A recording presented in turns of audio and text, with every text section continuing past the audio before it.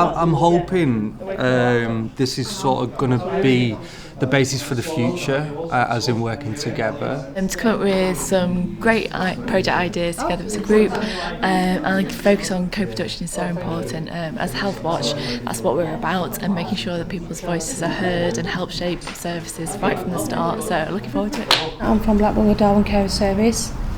Support carers who've got illness, disabilities and conditions, and from this I think it's something to put back to carers.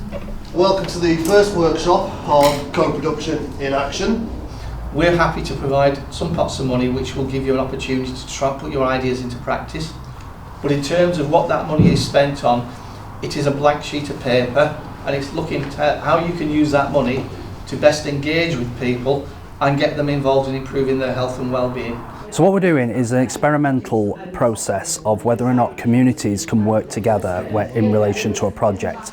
And we're talking about certain things that might actually be able to impact and help people. What we're doing now is we're getting down to the finer details of what's needed in that project plan, including like resource, who's doing what, everything, how a pilot is going to look for a lower amount of money rather than thinking about the larger scale thing.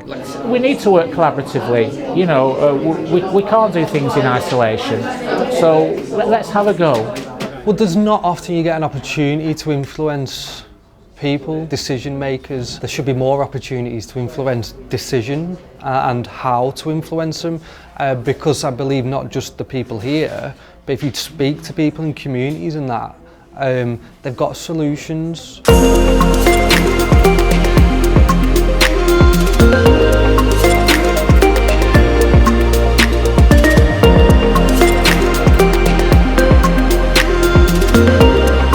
Okay, so we've got a mission statement.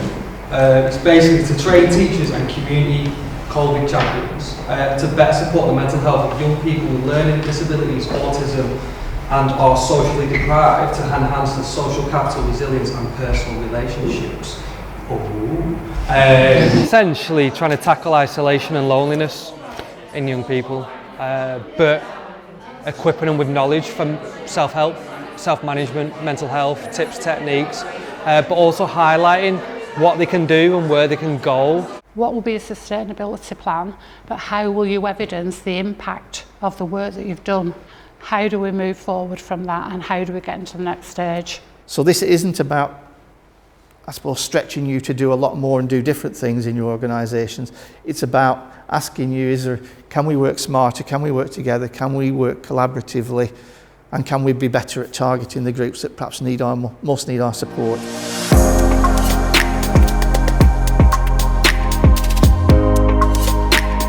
Preparing answers to the questions that are likely to be asked. So hopefully over the course of this workshop you might have already started to think, they're probably going to ask me that, they're probably going to ask me that, I best make sure that I know the answer to that. We want to deliver a project to improve the mental health and emotional well-being of SEN young people in Blackburn with Darwin. So how we're going to do it, we're going to work together to deliver a programme of workshops that revolve around training peers with autism learning difficulties to then deliver a series of workshops within schools. I think it's making it sharper in terms of who exactly you're going to support and being clear on what you're going to achieve. It's going to be 14 to 16 year olds. Right. Yeah. Really. I think if you can identify geography, numbers you expect to work with.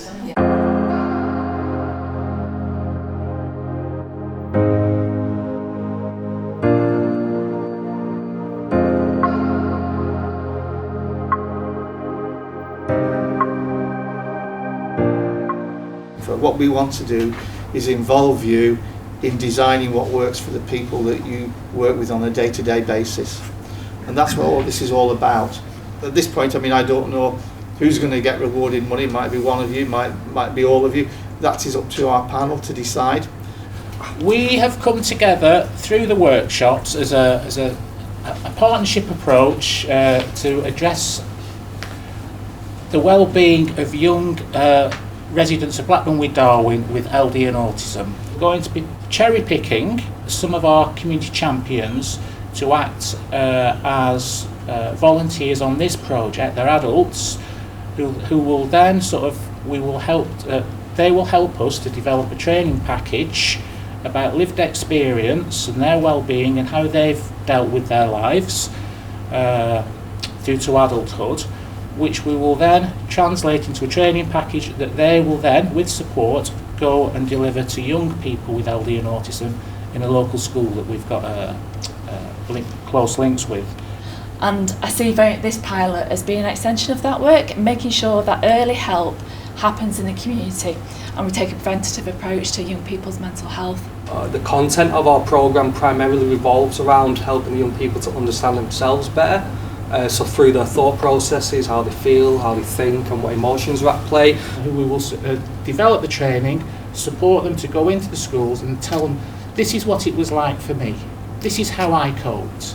Hopefully you've enjoyed it, you understood what we're trying to do, and hopefully you'll support us going forward. It's been a real privilege to come along and to meet people, to hear their ideas, their ambitions, to hear how they're going to use their projects to address health inequalities within the area. So yeah, it's been fantastic. So impressed with the passion and the energy of the people who've presented. We've had a discussion, we've made some decisions, okay, so keep an open mind. So first of all, for the learning disabilities one, for James, Sarah and David, it's a big yes from all of us. And in fact, we were tempted to give you more. So it was a great concept. We really look forward to seeing how that develops and grows. So you must keep in touch with us about that.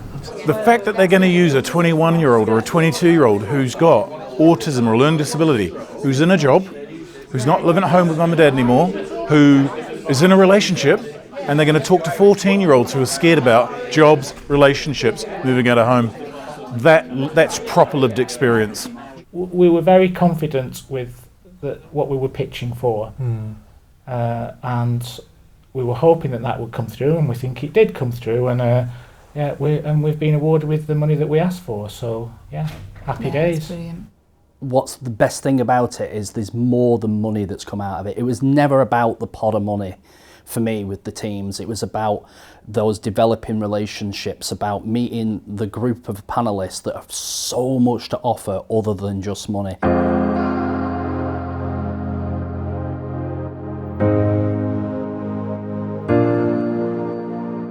The whole point of today is just to make it natural, and think about what you want to speak about. We've recruited 9 adults with learning disabilities and autism through the Care Network's COVID Champion scheme, and we've been working with them firstly to identify what they want to tell the young people and what topics to focus on, like how to manage themselves, like independence building, relationship building, mental health, and like managing the thoughts and feelings, and trying to build the classroom activities around what they're good at, but also using the knowledge of what they wanted to pass on. So you want to think about what goals you can set, and then we want you guys to ask the kids what goals they want to set.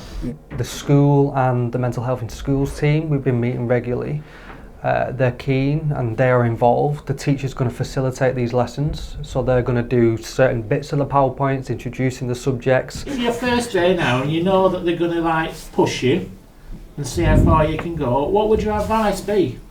Is to listen to the right people, to listen, focus on yourself. I think it's terrific, and I think I've learnt a lot over the few months we've done. Hi, my name is Neve, and I am from Blackburn. Well, today we've just done our practice run, and the champs have got up and they presented their experiences to the other group, and then vice versa. And then next week we start in the school. I'm a little bit nervous about next week, going into the school and everything. So, but yeah, I'll probably do alright on the day. Next week I am going to be standing up in front of a class of 10, 12 kids between the ages of 14 and 16, and that is to help them to know what I would have wanted to know at their age. It'll be good for me to pass it on to somebody else. Yeah.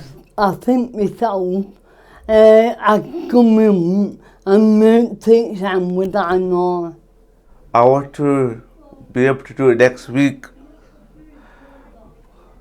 teaching young children what I experienced. Hi,